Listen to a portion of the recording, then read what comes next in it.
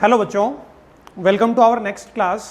Fifth chapter अपन complete कर चुके हैं थ्योरेटिकली न्यूमेरिकली दोनों तरीके से।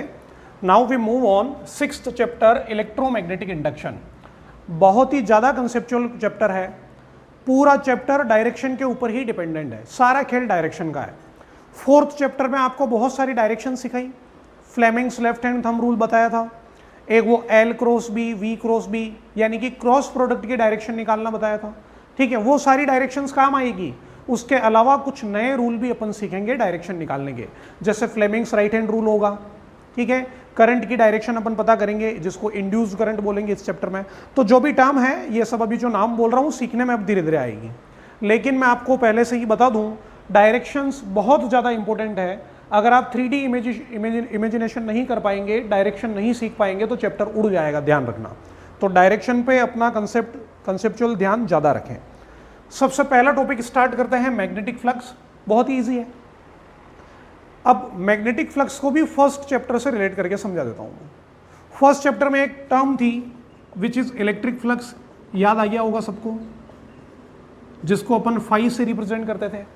लेकिन मैग्नेटिक फ्लक्स भी फाई है, तो डिफरेंशिएट करने के लिए इलेक्ट्रिक फ्लक्स को फाई ई और मैग्नेटिक फ्लक्स को अपन फाई एम बोलेंगे। अब जो डेफिनेशन इलेक्ट्रिक फ्लक्स की थी उसमें मैग्नेटिक फील्ड ऐड कर दो तो मैग्नेटिक फ्लक्स हो जाएगा। What was the definition of electric flux? The number of electric field line passing perpendicularly through an area is called electric flux. वापस बोल रहा हूं मैं, the number of electric field line, ये होगी electric field line, passing perpendicularly through an surface through an area, तो ये होगी number of electric field lines, ये सरफेस के परपेंडिकुलर पास हो रही है, that is called electric flux. Electric flux का फॉर्मूला क्या था? Phi is equals to integration E D S cos theta, phi is equal to integration E dot D S, ये था फॉर्मूला, है ना। डॉट हटाया तो कोस थीटा, बाकी ई dot D S. Flux vector quantity है कि स्केलर क्वांटिटी है? जब दो वेक्टर का डॉट प्रोडक्ट करते हैं तो स्केलर आता है, तो ये स्केलर क्वांटिटी। ये सब अपन फर्स्ट चैप्टर में पढ़ चुके हैं। इलेक्ट्रिक फील्ड लाइन की जगह मैग्नेटिक फील्ड लाइन कर दो तो मैग्नेटिक फ्लक्स हो जाएगा। तो क्या है बेटा मैग्नेटिक फ्लक्स की definition? The number of magnetic field line passing perpendicularly through an area placed in magnetic field. The number of magnetic field lines passing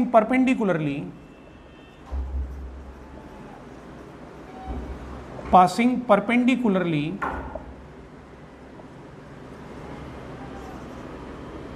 through an area, यानी कि सरफेस हो गया है ना, placed in magnetic field, placed in magnetic field. वो surface जो है वो मैग्नेटिक फील्ड में रखी हुई होनी चाहिए, उससे पास होनी चाहिए मैग्नेटिक फील्ड लाइंस। लेकिन पास कैसे होनी चाहिए? परपेंडिकुलर। परपेंडिकुलर पास नहीं होगी तो क्या करेंगे? उसका कंपोनेंट लेंगे जो कि परपेंडिकुलर आता हो उसके, ऐसा काम अपन करेंगे। ठीक है, तो एक सरफेस लेते हैं, सरफेस से मैग्नेटिक फील्ड लाइन को परपेंडिकुलर पास करेंगे, उसी को मैग्नेटिक फ्लक्स में काउंट करेंगे, बाकी नहीं करेंगे। अच्छा, सरफेस का एरिया कैसा होता है? This is a surface, area of surface is always perpendicular to the surface, तो ये हो गया परपेंडिकुलर। ठीक है, तो एरिया तो ऐसा है, सरफेस तो ऐसी है लेकिन एरिया इसके परपेंडिकुलर है। अगर आप सरफेस को ऐसे कर दो तो एरिया ऐसा हो जाएगा, सरफेस को ऐसे कर दो तो एरिया ऐसा हो जाएगा। तो direction of area is always perpendicular to the plane surface. ठीक है ना। अब देखो, माना कि ये है magnetic field line, this is the magnetic field lines. सामने एक सरफेस रखी हुई है ऐसी, ये सरफेस रख दी, तो ये सरफेस रख दी यहां पे ऐसे। अब ये वाली लाइन इससे पास हो गई, ये वाली लाइन इससे पास हो गई, ये वाली लाइन पास हो गई और परपेंडिकुलर पास हो रही है। सरफेस ऐसी है ना, परपेंडिकुलर। ये वाली जो लाइन है ये अंदर से पास नहीं हुई, बाहर से निकल गई, तो अभी इसमें से 3 मैग्नेटिक फील्ड लाइन पास हो रही है। मैग्नेटिक फील्ड की स्ट्रेंथ को बढ़ा देंगे। अब मैग्नेटिक फील्ड की स्ट्रेंथ कैसे बढ़ती है ये भी पढ़ाया है ना फिफ्थ चैप्टर में मैग्नेटिक फील्ड लाइंस में। यहां का मैग्नेटिक फील्ड ज्यादा, यहां का मैग्नेटिक फील्ड कम। अगर फील्ड लाइंस पास पास में है तो मैग्नेटिक फील्ड ज्यादा, और फील्ड लाइंस अगर दूर दूर है तो मैग्नेटिक फील्ड कम। तो ऐसा काम यहाँ करते हैं, ये जो मैग्नेटिक फील्ड लाइन है इसको थोड़ा पास पास कर देते हैं। तो सरफेस तो यही है जो थी वैसी की वैसी सरफेस है, लेकिन मैग्नेटिक फील्ड लाइंस ऐसी होगी। अब इसके अंदर से पास होने वाली मैग्नेटिक फील्ड लाइंस ज्यादा है, तो number of magnetic field line जो भी काउंट करनी है कर लो। तो number of magnetic field line passing perpendicularly through an surface placed in magnetic field is called magnetic flux. तो बेटा मैग्नेटिक फ्लक्स पहले केस में ज्यादा है कि दूसरे केस में ज्यादा है? दूसरे केस में ज्यादा है, क्योंकि यहां से ज्यादा number of magnetic field lines pass हो रही है, ठीक है ना। तो ये चीज तो बेसिक कंसेप्ट है। इसका एरिया, सरफेस ऐसी है तो सरफेस का एरिया वेक्टर हो गया ये, दिस इज एरिया वेक्टर। इसका एरिया ये हो गया area vector. Area vector is always perpendicular. अब जो कंसेप्चुअल चीज है वो ये है, number of magnetic field lines. क्या कभी आप मैग्नेटिक फील्ड लाइंस को गिन पाओगे क्या? 1 2 3 4 कभी गिन ही नहीं पाओगे। इनफाइनाइट नंबर्स होते नहीं गिन पाओगे। तो जब number of magnetic field lines अपन गिन ही नहीं सकते हैं तो डेफिनेशन में क्यों number of magnetic field line लिखा? नंबर लिखा है लेकिन बेसिकली ये number of magnetic field lines magnetic field की स्ट्रेंथ को रिप्रेजेंट कर रहा है। ज्यादा magnetic field lines it means strength of magnetic field is large, कम magnetic field lines it means strength of magnetic field is low. बस यही represent करना है, मैग्नेटिक फील्ड की स्ट्रेंथ को रिप्रेजेंट करना है नंबर से, गिन तो कभी नहीं पाएंगे अपन। तो फर्स्ट चैप्टर में भी मैंने ये बताया था कि इलेक्ट्रिक फील्ड लाइंस को गिन नहीं सकते, केवल स्ट्रेंथ की बात है। मैग्नेटिक फील्ड लाइंस को नहीं गिन सकते, केवल स्ट्रेंथ की बात है, ठीक है। चलो ये तो केवल कंसेप्चुअल चीज थी। अब एक चीज देखो, एक सरफेस है ऐसी, ये एक सरफेस है, ये समझ में आ रहा है? This is a surface, okay. इस सरफेस के पास से मैग्नेटिक फील्ड लाइन पास हो रही है ऐसे, तो यहां बना देता हूं मैं सरफेस।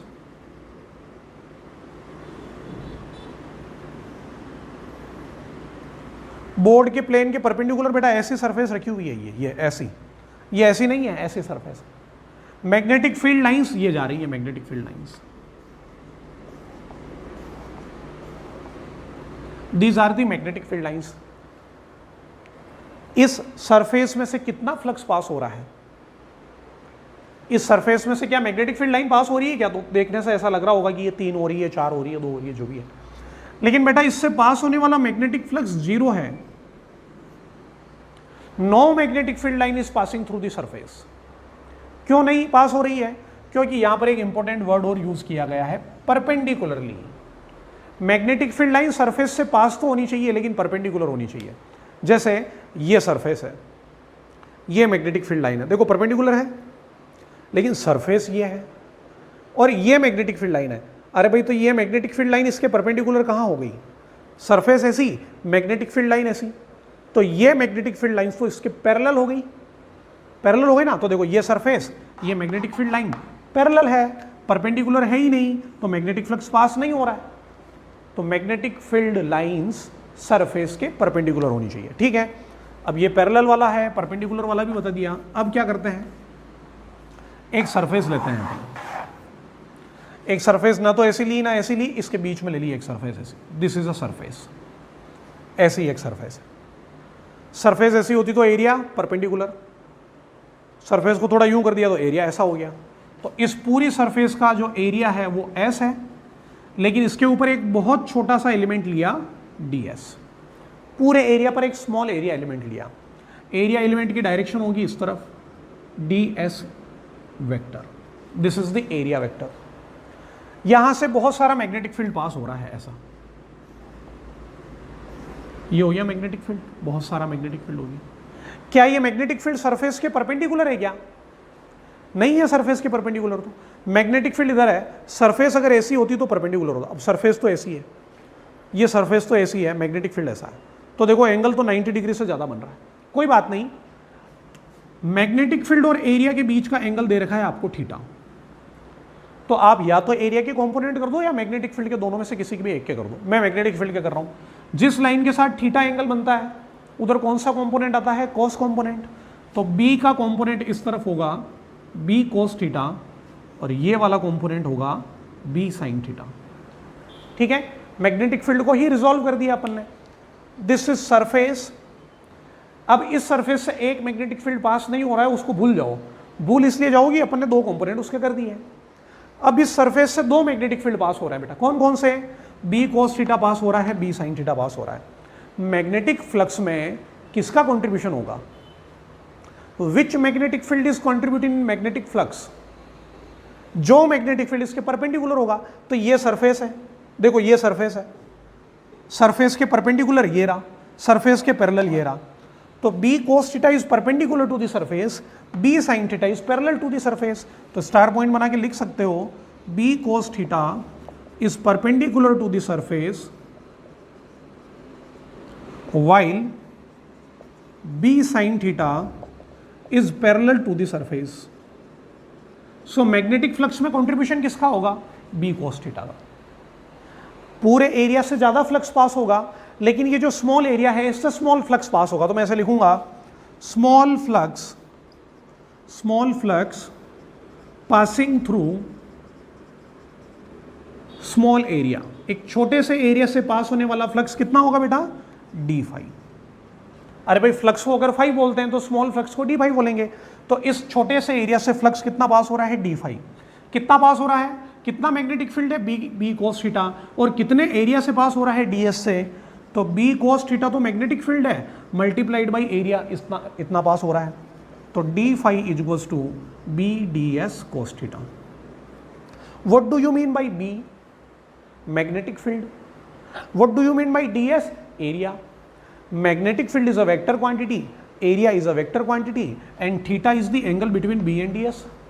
तो a b cos theta a dot b होता है, तो b ds cos theta b dot ds हो जाएगा।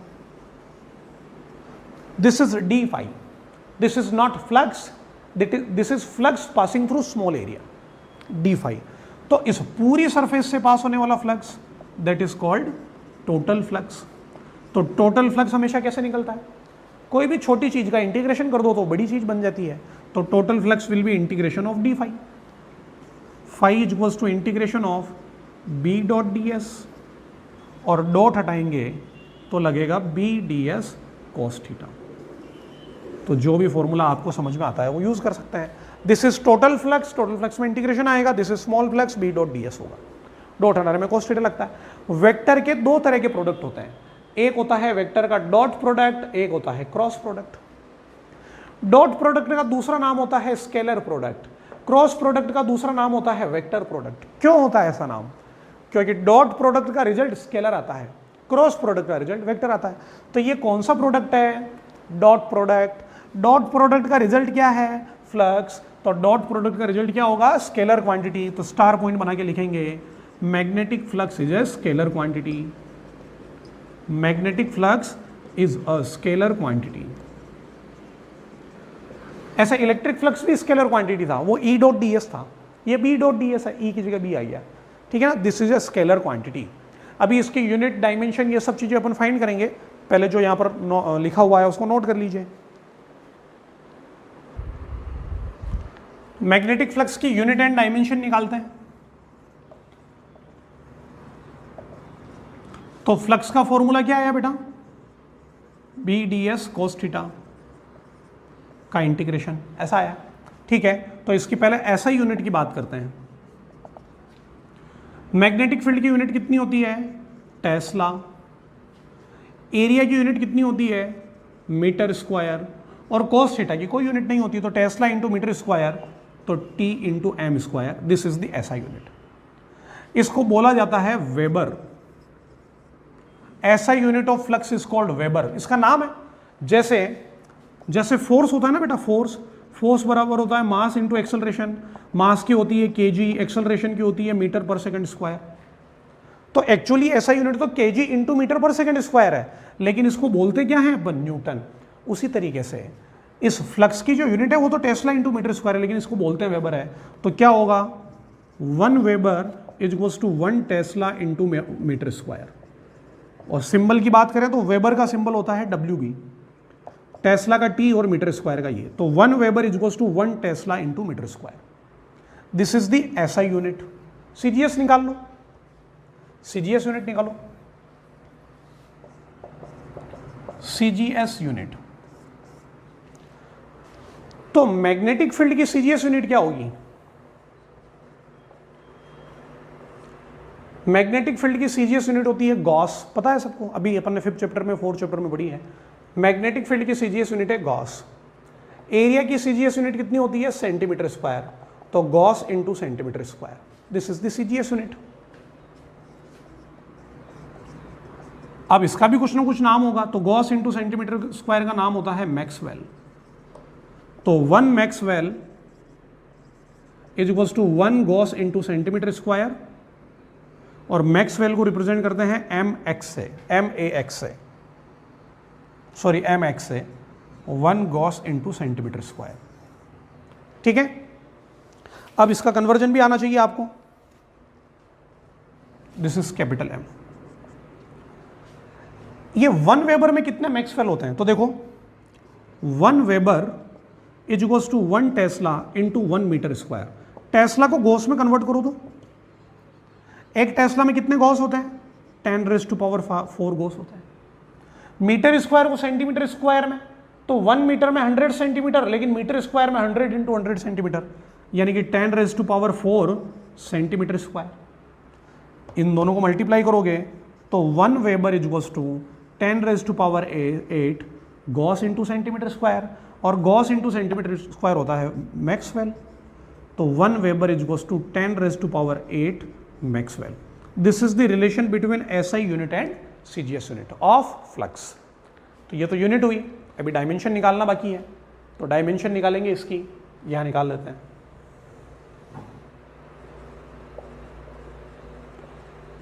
डायमेंशंस, तो फ्लक्स का फॉर्मूला है B D S cos theta. पहले आप बी की डायमेंशन लिखो मैग्नेटिक फील्ड की, फिर आप एरिया की डायमेंशन लिखो। कोस थीटा की कोई डायमेंशन नहीं होती है। अब जिसको बी की डायमेंशन डायरेक्ट याद है वो तो लिख लेगा, लेकिन अगर मैग्नेटिक फील्ड की डायमेंशन नहीं याद है तो क्या करोगे? जनरली नहीं होती है, कई लोगों को नहीं होती है। तो वैसे मुझे याद है डायरेक्ट, लेकिन मैं आपके हिसाब से चल रहा हूं कि माना कि मैग्नेटिक फील्ड की डायमेंशन नहीं याद है तो क्या करोगे? तो आप निकालोगे किसी भी मूविंग चार्ज पर कितना फोर्स लगता है, Q V B sine theta, ऐसे पूरा निकाल के बता रहा हूं।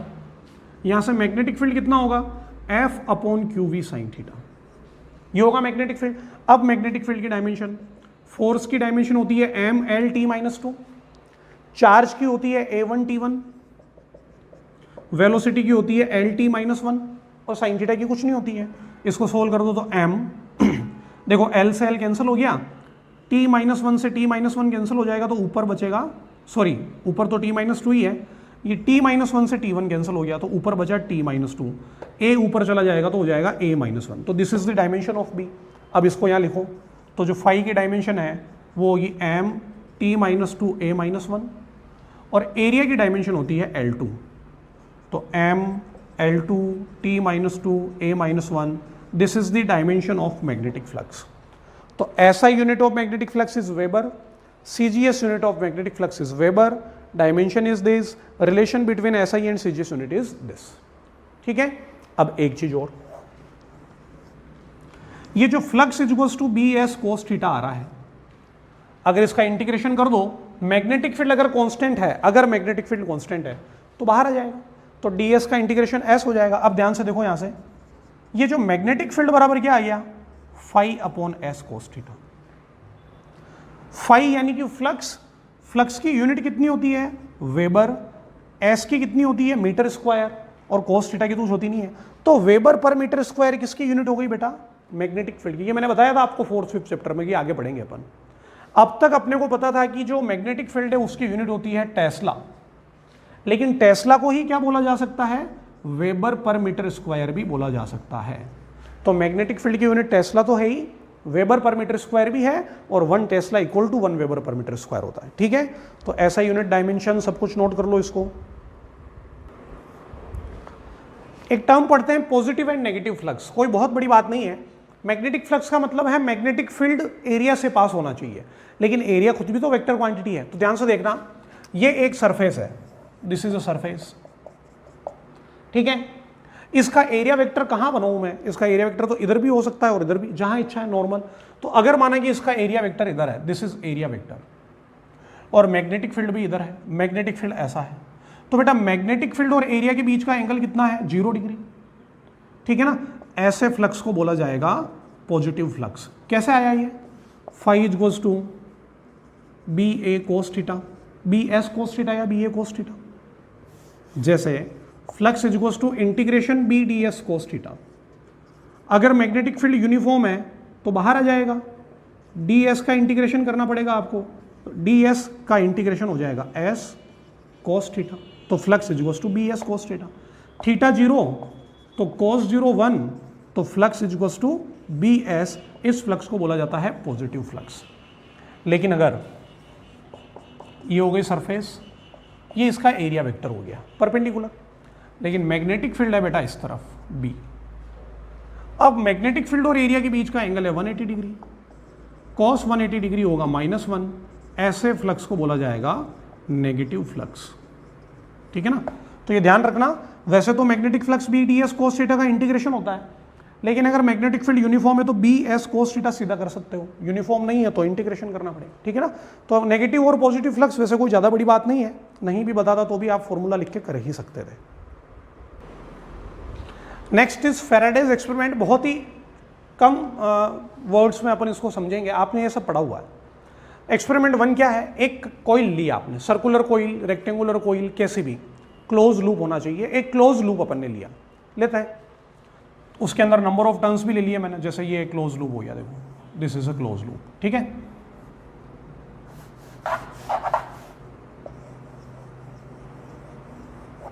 ऐसा ले लिया, इसको मैंने कनेक्ट कर दिया गैल्वेनोमीटर से। What is galvanometer? Galvanometer is a device which detects the current. Current है या नहीं, हाँ या ना में जवाब देगी। करंट है तो डिफ्लेक्शन आएगा, नहीं है तो नहीं आएगा। करंट की स्ट्रेंथ भी बता देगी, मैग्नीट्यूड नहीं बताएगी। एग्जैक्ट वैल्यू ऑफ करंट अपने को गैल्वेनोमीटर से नहीं पता चलेगा कि 3 एम्पियर है कि 4 एम्पियर, ऐसे नहीं। हाँ, ज़्यादा है कि कम है ये पता चल जाएगा। डिफ्लेक्शन कम है तो कम करंट, डिफ्लेक्शन ज़्यादा है तो ज़्यादा करंट। अब देखो ये कोइल ऐसे रखी हुई है, ठीक है ना, ऐसे है, इस तरीके से रखी हुई है। यहाँ एक मैग्नेट है। अब जो मैं बोल रहा हूँ उसको ध्यान से सुन लेना। अगर इस मैग्नेट को इसके पास में लेके जाते हैं, if we move the magnet towards the coil, then galvanometer shows deflection. अब गैल्वेनोमीटर में डिफ्लेक्शन कब आता है? जब करंट फ्लो होती है। इसका मतलब इसमें कौन फ्लो हुई है? करंट फ्लो हुई है। मैग्नेट को पास में लेके गए तो इसमें करंट फ्लो हुई, डिफ्लेक्शन आया। फिर क्या किया? मैग्नेट को दूर लेके गए। अब मैग्नेट को दूर लेके गए तो भी इसमें डिफ्लेक्शन आया, लेकिन अब की बार डिफ्लेक्शन आया दूसरी तरफ। डिफ्लेक्शन तो आया लेकिन दूसरी तरफ आया। इसका मतलब मैग्नेट को दूर ले जाने पे भी इसमें करंट फ्लो हुई, लेकिन ऑपोजिट डायरेक्शन में हुई। इसका मतलब पास लाना और दूर ले जाना, ये दोनों अलग अलग तरीके के बिहेवियर शो करेंगे। अगर पास ले जाने से करंट क्लॉकवाइज या एंटी क्लॉकवाइज आ रही है तो दूर ले जाने से उसकी उल्टी आएगी, पहले जो जैसे आ रही थी उसके रिवर्स आएगी। ठीक है, और अगर मैग्नेट को रोक दिया, ना तो पास लेके जा रहे हैं ना दूर लेके जा रहे हैं, इसको रोक दिया, किसी एक जगह पर रेस्ट पे रख दिया। जैसे ही इसको रेस्ट पे रखा तो गैल्वेनोमीटर के अंदर कोई डिफ्लेक्शन नहीं आया, यानी कि गैल्वेनोमीटर की करंट 0 हो गई। एक और काम किया, गैल्वेनोमीटर को पास तो ले जा रहे हैं लेकिन स्पीड बढ़ा दी पास ले जाने की। पास ले जाने की स्पीड को बढ़ा दिया तो देखो, जब पास लेके जा रहे थे तो डिफ्लेक्शन इधर था, अभी भी पास लेके जा रहे हैं तो डिफ्लेक्शन होगा तो इधर ही, लेकिन ऐसा देखा गया कि डिफ्लेक्शन ज्यादा आया।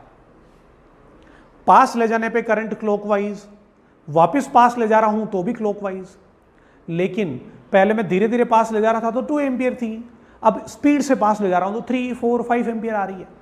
सिमिलरली पहले दूर लेके जा रहा था तो करंट इस तरफ थी, अभी भी दूर लेके जा रहा हूं, लेकिन दूर ले जाने की स्पीड को अगर मैंने बढ़ा दिया तो करंट है तो इसी तरफ, लेकिन उसका स्ट्रेंथ बढ़ गई। तो ये था उसका पहला एक्सपेरिमेंट। पहले एक्सपेरिमेंट में क्या था? कॉइल तो रेस्ट पे है, coil at rest and magnet is moving. Coil rest पे है और मैग्नेट मूव कर रहा है। फिर आते हैं एक्सपेरिमेंट नंबर 2 पे। एक्सपेरिमेंट नंबर 2 में क्या किया उसने? कॉइल को मूव करा दिया। Coil is moving and magnet is at rest. Magnet को तो भाई रेस्ट पे ही रखा, तो ये है अपनी कॉइल। कॉइल को जोड़ दिया गैल्वेनोमीटर से, मैग्नेट रखा हुआ है, ये रहा। क्या करना है? कॉइल को पास में लेके गए, डिफ्लेक्शन आया, कॉइल को दूर लेके गए, डिफ्लेक्शन आया लेकिन ऑपोजिट डायरेक्शन में आया। कॉइल को रोक दिया, रोकने पे डिफ्लेक्शन हो गया 0। कॉइल को पास लेके गए लेकिन ज़्यादा स्पीड से लेके गए तो डिफ्लेक्शन ज़्यादा आया, यानी कि करंट ज़्यादा। पीछे लेके गए ज़्यादा स्पीड से तो डिफ्लेक्शन ज़्यादा आया। तो जब कुल मिलाकर के अब क्या इन दोनों का क्या मतलब हुआ, मैग्नेट और कॉइल, मैग्नेट और कॉइल मूव कोई भी करो, अगर दोनों के बीच की डिस्टेंस कम होती है, दोनों के बीच की डिस्टेंस कम होती है तो करंट फ्लो होती है। दोनों के बीच की डिस्टेंस बढ़ती है तो भी करंट फ्लो होती है, लेकिन ऑपोजिट डायरेक्शन में। अगर दोनों के बीच की डिस्टेंस कम हो रही है तो करंट अगर क्लॉकवाइज है तो दूर जाने पे एंटी क्लॉकवाइज होगी। लेकिन दोनों के बीच की डिस्टेंस कांस्टेंट रहती है, यानी कि दोनों रेस्ट पे रहते हैं, तो कोई करंट फ्लो नहीं होती है।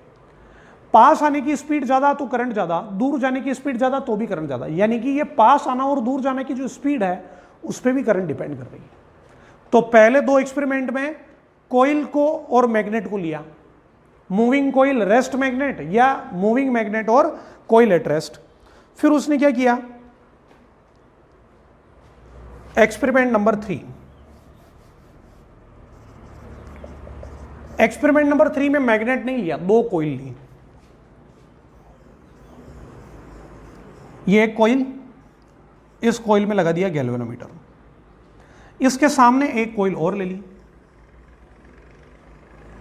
और इस कॉइल में उसने कनेक्ट कर दी बैटरी। गैल्वेनोमीटर जिसमें है वो तो करंट को डिटेक्ट करेगा, लेकिन बैटरी का क्या काम है, बैटरी की वजह से इस कॉइल के अंदर फ्लो होने लगेगी करंट। तो एक तो होती है डायरेक्ट करंट जो बैटरी की वजह से आती है। क्या अपन ने इस कॉइल में कहीं बैटरी लगा रखी है क्या, नहीं, फिर भी करंट आ रही है। ऐसी करंट को बोला जाता है इंड्यूस्ड करंट। क्या बोलते हैं बेटा, इंड्यूस्ड करंट। बिना किसी सोर्स की वजह से आ रही है, कोई बैटरी नहीं लगी इसमें, इसमें भी इंड्यूस्ड करंट आई है। ये करंट तो डायरेक्ट करंट है जो कि बैटरी से आ रही है, कंडक्शन करंट भी बोलते हैं इसको कई बार। जब भी किसी कॉइल में, वायर में करंट फ्लो होती है तो वो wire, coil, solenoid, toroid, circular loop क्या बन जाता है, magnet. It means this is a magnet.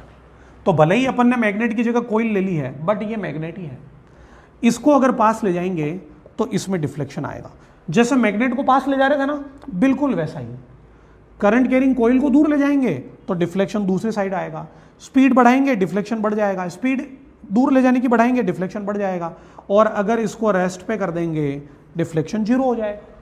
इसका मतलब केवल मैग्नेट के मोशन से करंट नहीं आ रही है, उसमें कॉइल के मोशन से भी करंट आ रही है, कॉइल के मोशन से भी करंट आ रही है। ठीक है ना। एक्सपेरिमेंट नंबर 4 क्या था, एक्सपेरिमेंट नंबर 4 में कोई कहीं मूव नहीं कर रहा है। जैसे इसमें मैग्नेट पास आया, दूर गया, इसमें कॉइल पास आई, दूर गई, इसमें भी कॉइल पास आई, दूर गई, मैग्नेट की जगह कॉइल आ गई, दोनों कॉइल। अब क्या किया, एक कॉइल, ठीक है, इसमें लगा दिया गैल्वेनोमीटर, इसमें लगाया है गैल्वेनोमीटर, ठीक है। इसके पास में एक कॉइल और रखी, सिंगल टर्न वाली या ज्यादा टर्न वाली, कैसे भी रख दो, और इसको कनेक्ट कर दिया बैटरी से। दोनों ही रेस्ट पे बेटा, कोई भी मूव नहीं कर रहा है। अब तक के जो 3 एक्सपेरिमेंट थे उसमें कोई ना कोई तो मूव कर रहा था, इसमें कोई भी नहीं कर रहा है। इसमें क्या करेंगे, इसको रेस्ट पे रख के इसको मूव कराएंगे तो भी करंट फ्लो होगी, ये ध्यान रखना। इसमें दोनों रेस्ट पे, कोई मूव नहीं कर रहा है। लेकिन ये जो बैटरी है, this is battery is variable. Battery variable होने से क्या होगा, बैटरी का वोल्टेज बढ़ाओगे करंट बढ़ जाएगी, बैटरी का वोल्टेज कम करोगे करंट कम हो जाएगी, ठीक है ना। ऐसा देखा गया, इसमें करंट फ्लो हो रही आई। जब आपने इस कॉइल में फ्लो होने वाली करंट को बढ़ाया तो गैल्वेनोमीटर में आया डिफ्लेक्शन। करंट को कम किया तो गैल्वेनोमीटर में ऑपोजिट साइड में डिफ्लेक्शन आया। और करंट को कांस्टेंट कर दिया, जीरो नहीं किया बेटा, जीरो की नहीं बोल रहा हूं, करंट को कांस्टेंट कर दिया, ना तो करंट बढ़ रही है ना करंट घट रही है, तो इसका डिफ्लेक्शन हो गया 0, डिफ्लेक्शन हो गया 0। ऐसे बहुत सारे एक्सपेरिमेंट उसने किए कि कॉइल में करंट क्यों फ्लो हो रही है। तो मैग्नेट के पास आने से ऐसा क्या हुआ, मैग्नेट के दूर जाने से ऐसा क्या हुआ, कोयल के पास आने से क्या हुआ, कोयल के दूर जाने से क्या हुआ, करंट के बढ़ने से क्या हुआ, करंट के घटने से क्या हुआ। इन सब चीजों के अंदर एक ही चीज कॉमन है, पूरे एक्सपेरिमेंट में एक चीज कॉमन है, that is called magnetic field का चेंज होना। Magnetic field is changing. क्यों चेंज हो रहा है मैग्नेटिक फील्ड? क्योंकि मैग्नेटिक फील्ड लाइंस चेंज हो रही है, क्योंकि मैग्नेटिक फील्ड लाइंस चेंज हो रही है। और मैग्नेटिक फील्ड लाइंस को अपन मैग्नेटिक फ्लक्स बोलते हैं। तो बेसिकली मैग्नेटिक फ्लक्स चेंज हो रहा है किसी भी कॉइल से। तो जब भी किसी कॉइल से मैग्नेटिक फ्लक्स होगा तो उसके अंदर इंड्यूस्ड करंट आ सकती है। कैसे मैग्नेटिक फ्लक्स चेंज हो रहा है? तो मैग्नेटिक फ्लक्स की डेफिनेशन जो भी चैप्टर की शुरुआत में पढ़ाई मैंने, क्या थी? Number of magnetic field lines, number of magnetic field lines passing through any surface. Surface से पास होने वाली मैग्नेटिक फील्ड लाइंस को गिनना है। तो गिनते हैं, आओ। सबसे पहले इस एक्सपेरिमेंट 1 की बात करते हैं। यह है magnet, north pole south pole. North pole से मैग्नेटिक फील्ड लाइंस बाहर की तरफ जाएगी, ये जा रही है, गिन नहीं सकते इनको, इनफाइनाइट लाइंस है ये, ठीक है। ऐसे बहुत सारी लाइंस जा रही है। यहां पर एक कोइल रखी हुई है, ठीक है। अब ध्यान से देखना, ये वाली लाइन इसमें से पास हो गई, ये पास हो गई, ये पास हो गई, लेकिन ये बाहर से निकल गई, ये पास हो गई, ये पास हो गई, ये बाहर से निकल गई। तो इस मैग्नेट की 1 2 3 4 5 magnetic field line circular loop से पास हो रही है। गिन तो सकते ही नहीं है, मैं तो केवल एग्जांपल बता रहा हूं। ऐसे इमेजिन करो, मैग्नेट को मैं पास लेके जा रहा हूं। अगर मैं मैग्नेट को पास लेके जाऊंगा तो मैग्नेट को पास लाएंगे तो देखो, ये वाली लाइन जो बाहर निकल गई थी ये भी अंदर से जाएगी, ये जो बाहर निकल गई ये भी अंदर से जाएगी, ये वाली भी अंदर से जाएगी, ये वाली भी अंदर से जाएगी। अरे भाई, जब मैग्नेट पास आएगा तो डायग्राम ऐसा बनेगा ना। तो अब इस कॉइल से पास होने वाली मैग्नेटिक फील्ड लाइंस का नंबर बढ़ गया। Number of magnetic field lines, number of magnetic field lines बढ़ गई। अब इमेजिन करो, मैग्नेट को लेके जा रहे हैं दूर, मैग्नेट को दूर ले जाएंगे तो ये जो अंदर से पास हो रही थी वो भी बाहर हो जाएगी, यानी कि number of magnetic field lines कम होगी, ठीक है। तो पास ले जाने पे फील्ड लाइंस बढ़ती है, दूर ले जाने पे फील्ड लाइंस कम होती है, ठीक है। फील्ड लाइंस का मतलब क्या होता है? फ्लक्स। यानी कि इस सर्कुलर लूप से पास होने वाला मैग्नेटिक फ्लक्स या तो बढ़ रहा है या घट रहा है, इसलिए करंट आ रही है, इंड्यूस्ड करंट। अगर मैं मैग्नेट को रोक देता हूं तो इसमें से पास होने वाली मैग्नेटिक फील्ड लाइंस कांस्टेंट होती है, ना तो करंट मतलब करंट फ्लो होगी नहीं, ना तो बढ़ रही है फ्लक्स, ना घट रही है। अब आ जाओ इसमें, ये भी सेम ही है, ये दोनों सेम है यहां पर। अब ये तो बेटा मैग्नेट नहीं है। किसने कहा मैग्नेट नहीं है? ये मैग्नेट ही है। जब भी किसी वायर में, लूप में, कॉइल में, टोरॉइड में, सोलेनोइड में करंट फ्लो होती है तो वो मैग्नेट बन जाता है। तो करंट की डायरेक्शन में फिंगर रोटेट करो, नॉर्थ पोल साउथ पोल, तो this is a magnet. Coil पास जा रही है मींस मैग्नेट पास जा रहा है, कॉइल दूर जा रही है मींस मैग्नेट दूर जा रहा है, कॉइल रुक गई यानी कि मैग्नेट रुक गया। तो इस नॉर्थ पोल की मैग्नेटिक फील्ड लाइंस ये हो गई मैग्नेटिक फील्ड लाइंस, ठीक है। तो जब आप इस कॉइल को पास लेके जाओगे तो इसमें से पास होने वाली number of magnetic field lines बढ़ेगी, यानी कि मैग्नेटिक फ्लक्स बढ़ेगा। दूर ले जाओगे तो फ्लक्स कम होगा। तो वापस एक्सपेरिमेंट 1 2 और 3 में एक ही चीज हो रही है, फ्लक्स बढ़ रहा है या घट रहा है तो उसमें करंट आ रही है, बाकी नहीं आ रही है।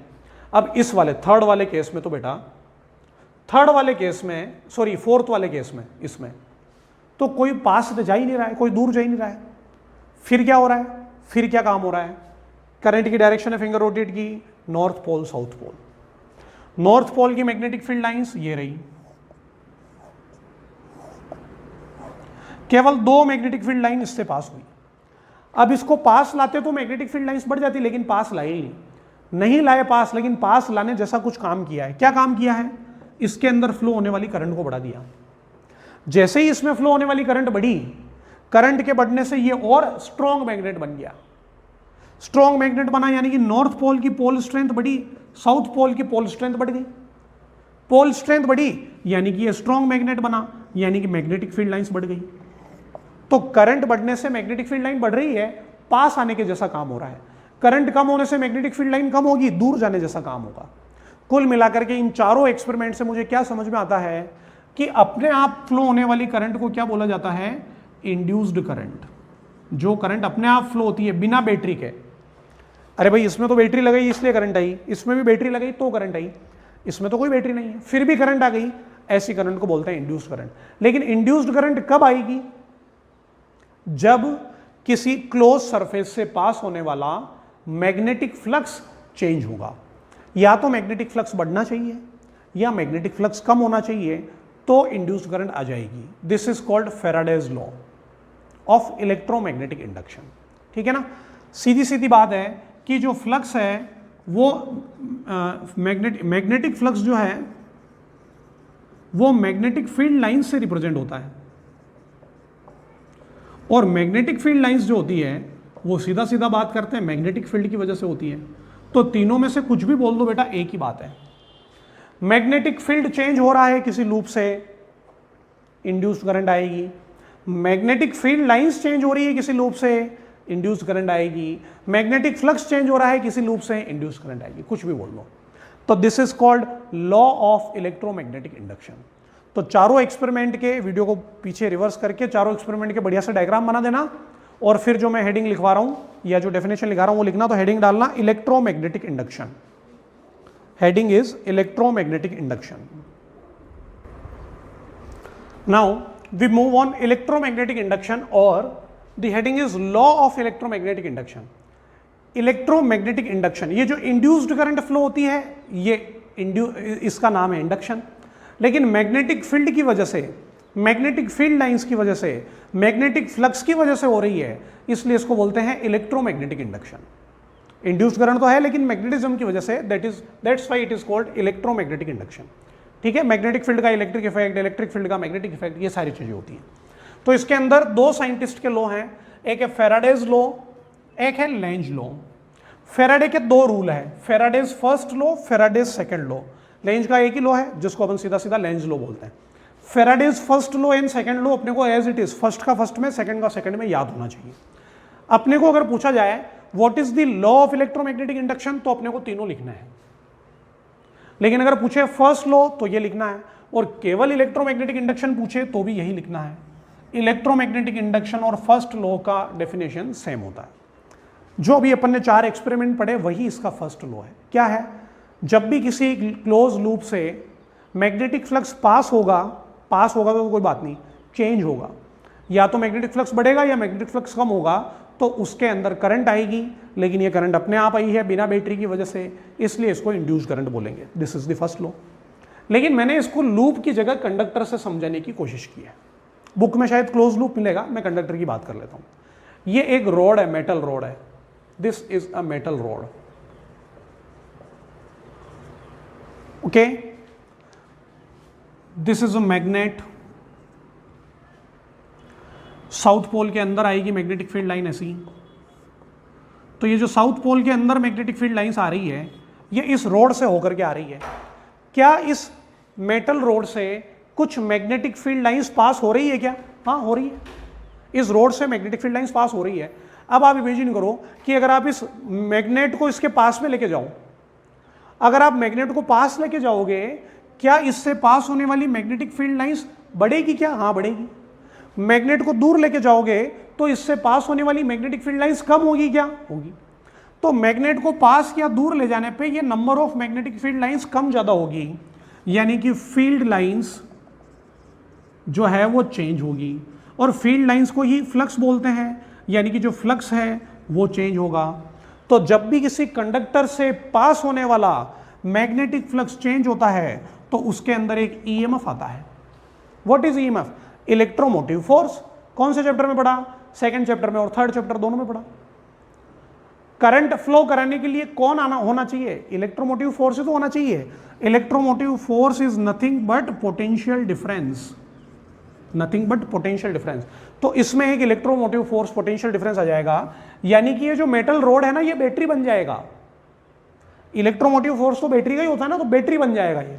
तो ये जो मेटल रोड थी, ये ऐसी बैटरी या ऐसी बैटरी, क्या डिफरेंस है दोनों में? एक में पॉजिटिव ऊपर, एक में पॉजिटिव नीचे। ये मेटल रोड बन चुकी है बैटरी। तो कंडक्टर से जब फ्लक्स चेंज होगा तो उसके अंदर ईएमएफ आएगा ही आएगा।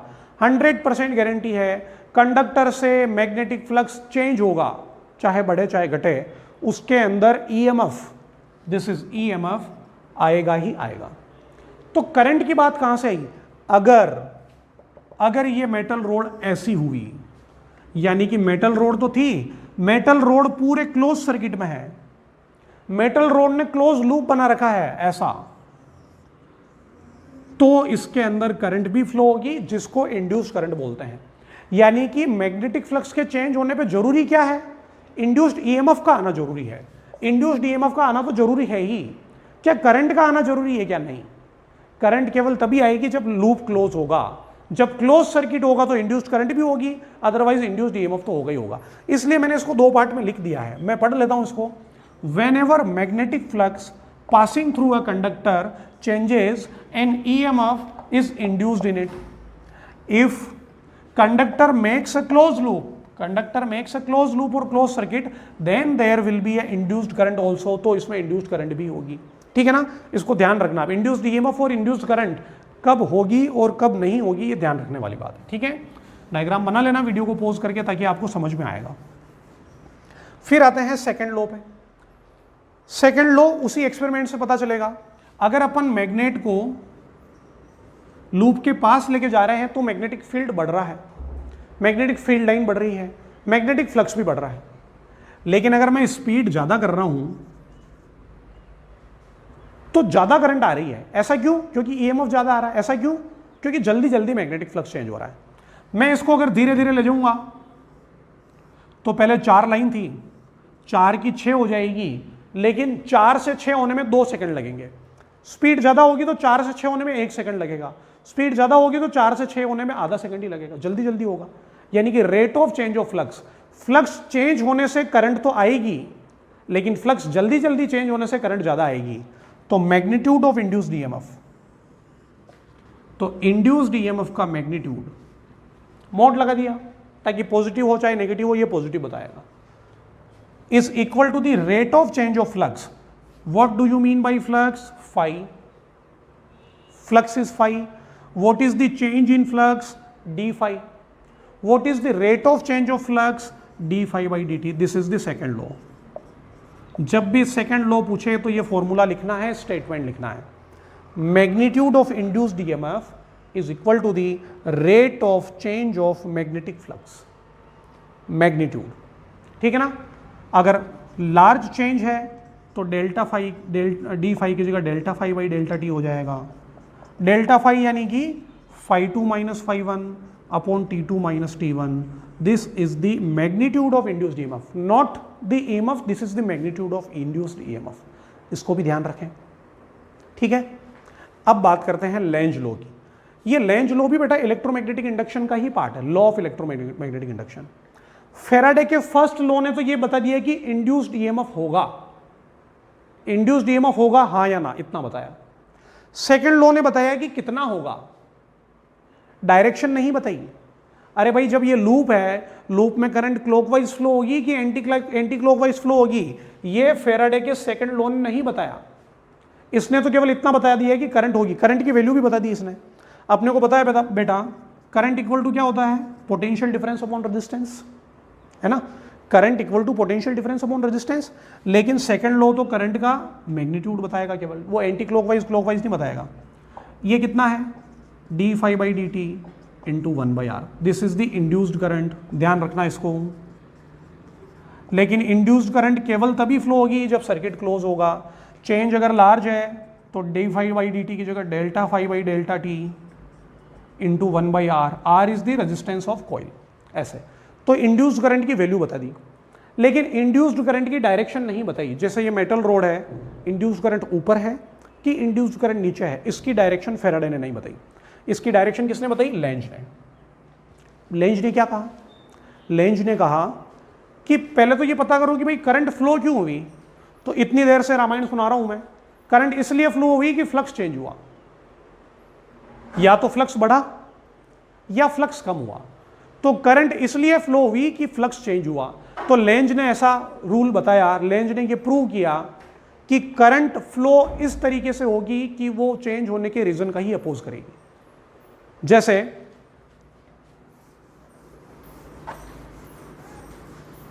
स्टेटमेंट पढ़ लो पहले तो एक बार। This law states that the direction of induced current is such that it opposes the cause which produces, that is opposes the change in magnetic flux. जैसे ये कोइल है बेटा, ये मैग्नेट है, अगर कोइल रेस्ट पे है, मैग्नेट रेस्ट पे है, क्या करंट होगी क्या? नहीं होगी। कोइल भी रेस्ट पे, मैग्नेट भी रेस्ट पे, कोई करंट नहीं। लेकिन अगर मैं मैग्नेट को पास लेके जाऊंगा तो इसमें करंट आएगी। लेकिन इसमें करंट कैसी आएगी कि वो मैग्नेट के पास आने का अपोज करेगी। कोइल कहेगी कि नहीं नहीं भाई पास मत आ, तू दूर ही रहे।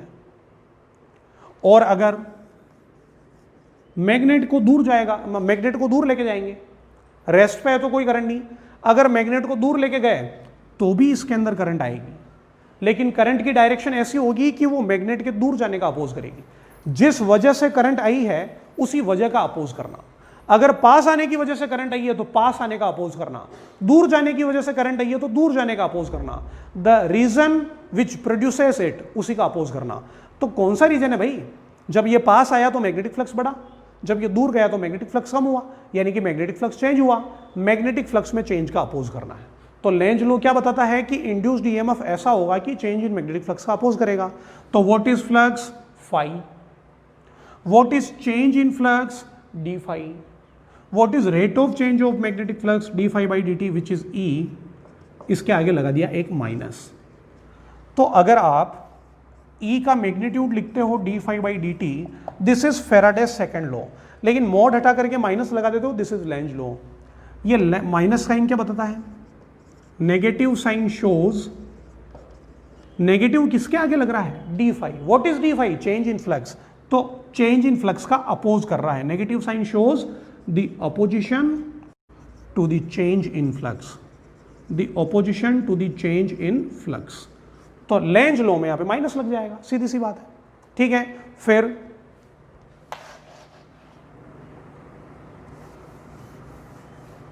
अगर कोइल में नंबर ऑफ टर्न्स है, if number of turns in coil is equals to n, तो ई इक्वल्स टू हो जाएगा minus n d phi by D t. ये सब फॉर्मूले काम के हैं।